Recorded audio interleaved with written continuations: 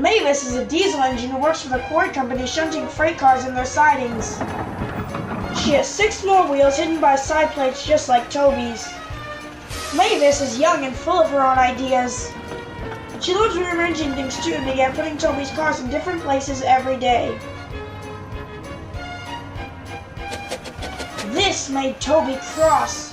Freight cars, he grumbled, should be where you want them, when you want them.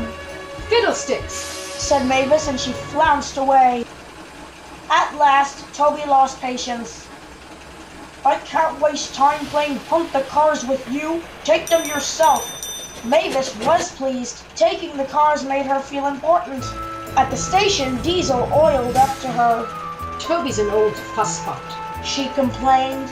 Diesel sensed trouble and was delighted. Toby says only steam engines can manage freight cars. How absurd, squirmed Diesel. Depend upon it, Mavis. Anything steam engines can do, we diesels can do better. Diesel knew nothing about cars, but Mavis didn't realize this. Toby's line crosses the main road behind the station, and for a short way follows a farm lane. Frosty weather makes the muddy lane rock hard and very slippery.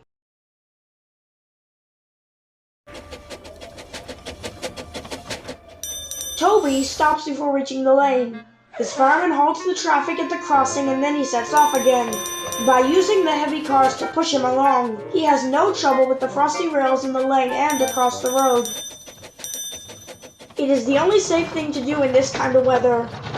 Toby warned Mavis and told her just what to do. I can manage, thank you. I'm not an old fusspot like you. The freight cars were tired of being pushed around by Mavis. It's slippery, they whispered. Let's push her around instead. On, on, on. Mavis took no notice. Instead, she brought the cars carefully down the lane and stopped at the level crossing. All traffic halted. One in the headlamp for fusspot, Toby. But Mavis had stopped in the wrong place. Instead of taking Toby's advice, she had given the cars the chance they had wanted. Hold back, they cried.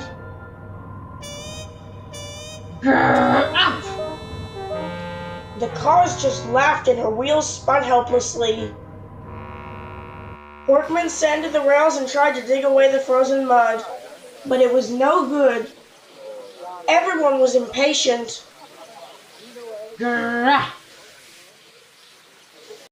Toby was in the yard when he heard the news.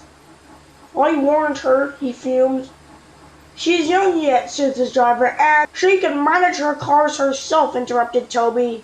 They're your cars, really, replied his driver. Mavis is supposed to stay at the quarry if Sir Tom Matt finds out. Yush, said Toby thoughtfully. He and his driver agreed that it would be best to help Mavis after all. An angry farmer was telling Mavis just what she could do with her train. Having trouble, Mavis, chortled Toby. I am surprised. Rush, said Mavis.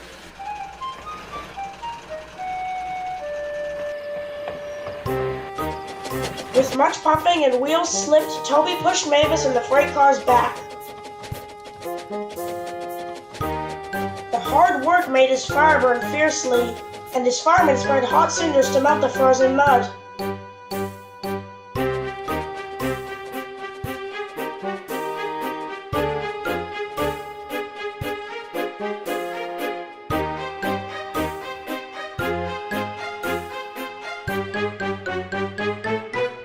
At last they finished.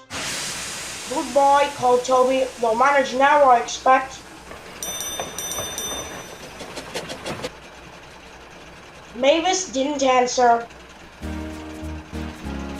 She took the cars to the sheds and scuttled home to the quarry as quickly as she could.